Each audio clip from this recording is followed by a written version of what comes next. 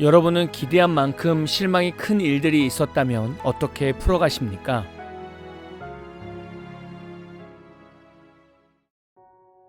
안녕하세요. 하루를 말씀으로 시작하는 오늘의 묵상입니다.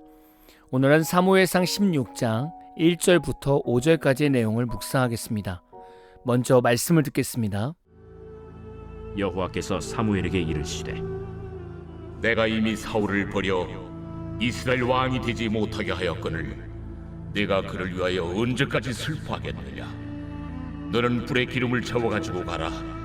내가 너를 베들레헴 사람 이새에게로 보내리니 이는 내가 그의 아들 중에서 한 왕을 보았느니라. 내가 어찌 갈 수 있으리이까? 사울이 들으면 나를 죽이리이다. 하니 여호와께서 이르시되 너는 암송아지를 끌고 가서 말하기를 내가 여호와께 제사를 드리러 왔다 하고 이새를 제사에 청하라. 내가 네게 행할 일을 가르치리니 내가 네게 알게 하는 자에게 나를 위하여 기름을 부을지니라. 사무엘이 여호와의 말씀대로 행하여 베들레헴에 이르매 성읍 장로들이 떨며 그를 영접하여 이르되 평강을 위하여 오시나이까? 평강을 위함이니라. 내가 여호와께 제사하러 왔으니 스스로 성결하게 하고 와서 나와 함께 제사하자. 하고 이새와 그의 아들들을 성결하게 하고 제사에 청하니라. 사람은 자신이 최선을 다한 일에 좋은 결과가 나오지 않으면 참 많이 실망하고 좌절하고 슬퍼하게 됩니다.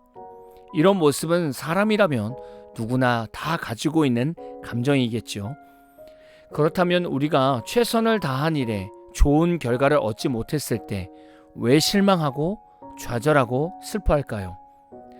그것은 그만큼 우리 일에 많은 노력과 강한 애정을 쏟아부었기 때문입니다. 그리고 기대하는 바가 컸기 때문이죠. 우리는 정치계에서나 경제계에서 기대하고 있었던 인물들이 있었을 것이고 생각보다 못한 모습을 보여줬을 때 기대감이 컸다면 실망도 컸을 겁니다. 그리고 목회자와 성도들을 보면서 기대했다가 이들이 무너진 모습을 보면서 또한 크게 실망하고 좌절한 사람들이 있을 것입니다. 하나님은 우리에게 끊임없이 기회를 주시고 다시 일어날 수 있게 해주십니다. 그러나 하나님이 우리를 버리시면 더 이상 소망은 없는 겁니다. 예를 들면 요즘 들어 교회에서 성도들이 목회자 때문에 많은 실망을 하게 되고 좌절을 하게 됩니다. 많은 성도들은 교회와 목회자들의 잘못된 모습을 보면서 실망하고 좌절하며 신앙생활까지 포기하려고 하고 심지어는 마음이 풀릴 때까지 교회와 목회자를 정죄하고 판단합니다.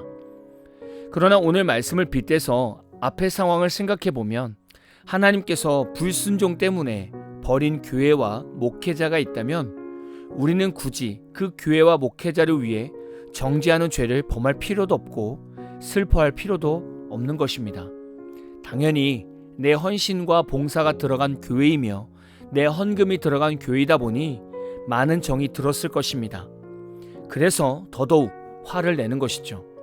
그러나 하나님의 말씀에 순종하지 않는 교회와 목회자가 있다면 하나님께서는 슬퍼하는 성도들에게 오늘 사무엘에게 말씀하신 것처럼 동일하게 말씀하실 겁니다. 언제까지 슬퍼하겠느냐? 내가 한 교회를 보았다 라고 말씀하실 겁니다. 하나님의 기대와 소망이 끊어진 곳은 하나님이 알아서 정리하십니다. 그러니 목회자와 성도는 그저 하나님이 이끄시는 방향을 바라보며 움직이면 됩니다. 오늘 말씀에서 보면 사무엘이 사울이 버림받은 것을 보면서 슬퍼하고 있었습니다. 그랬더니 하나님께서 사무엘에게 언제까지 사울을 위하여 슬퍼하겠느냐 라고 말씀하셨습니다. 하나님께서는 사랑하는 백성들을 살리기 위해서 한 왕을 다시금 세울 것이라고 말씀하셨습니다. 그리고 사무엘은 하나님이 지목하신 한 왕을 찾기 위해 베들레헴으로 떠나게 되죠. 교회는 예수 그리스도의 몸입니다. 그래서 하나님은 목회자가 잘못된 길을 가면 하나님이 드러내시고 징계하시고 다시금 올바른 목회자를 세우셔서 성도들을 살리십니다. 물론 모든 상황들이 척척 들어맞지 않을 때가 있습니다.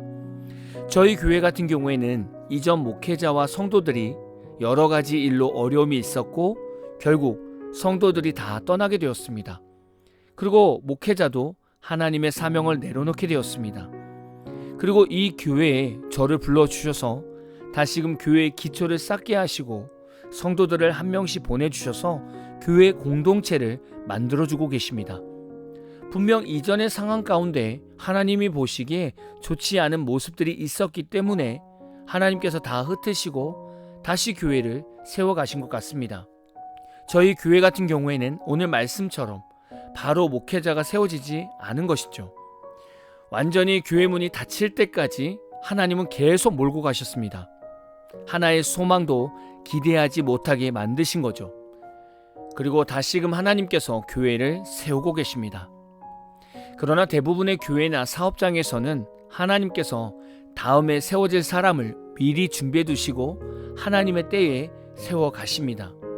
그러니 우리는 나라와 교회와 목회자와 성도들을 보면서 실망하고 슬퍼만 하지 말고 그 상황에서 하나님께서 뭐라고 말씀하시는가를 귀 기울이면 됩니다.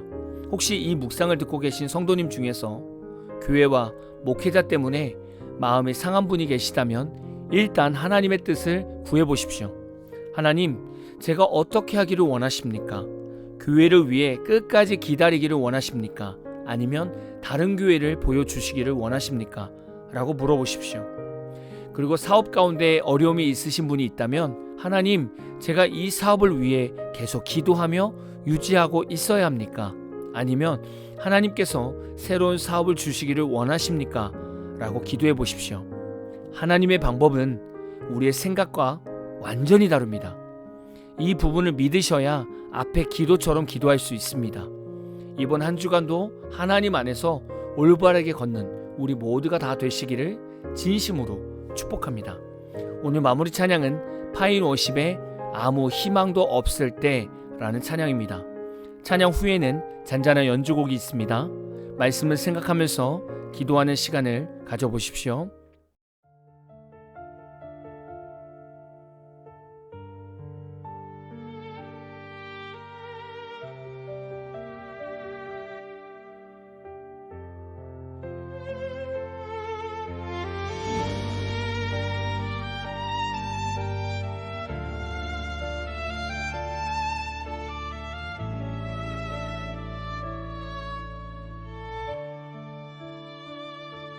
세상이 왜 이리 힘든가요?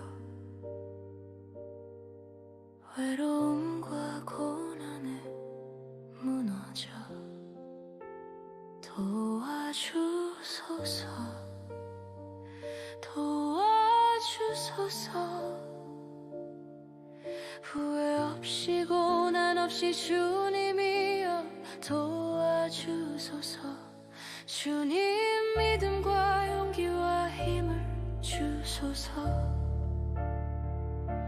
살아가고 기도하며 주님만을 바라보니 깨져버린 나의 삶에 주님 제게 힘을 주소서.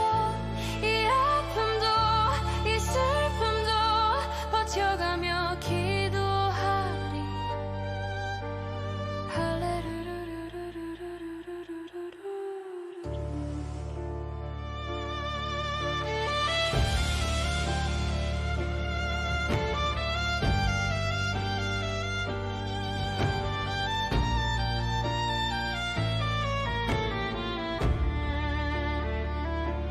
세상이 왜 이리 아픈가요?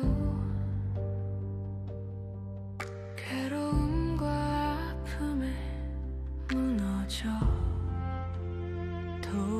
도와주소서.